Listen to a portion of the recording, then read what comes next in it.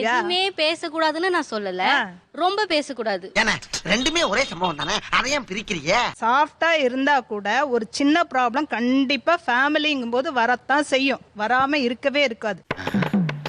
தெரிஞ்சுக்கிட்டியா?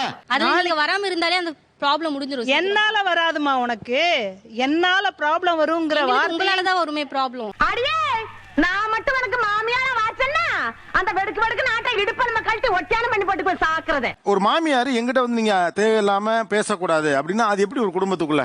அது எனக்கு புரியல. அது என்ன சொல்ல வரீங்க? இதுக்கு நான் என்னடா பதில் சொல்லுவேன்? இப்ப நாங்க ஒரு இடத்துக்கு போலான்னு பிளான் பண்ணிருக்கோம். நான் போலான்னு சொல்றேன், அவங்க வந்து போவேணான்னு சொல்றாங்க. இவங்க வந்து அவன் சொல்றது கேளு போகாத அப்படின்ற விஷயம் இவங்க உள்ள கொண்டு வரக்கூடாது. உன் மனசுல நீ என்னடி நினைச்சிட்டு இருக்க? என்ன நினைச்சிட்டு இருக்க? அது நீ இப்ப என்ன சொல்ல வரனா, எந்த விஷயத்திலுமே இன்டர்ஃபியர் ஆகாத நாங்க 2 பேருமே பாத்துக்கிறோம் அப்படிங்கிற மாதிரி சொல்ற, புரியுதா? ஆக்சுவலா அதான் இரு, நாங்க ஒதுங்கிக்கிறோம்.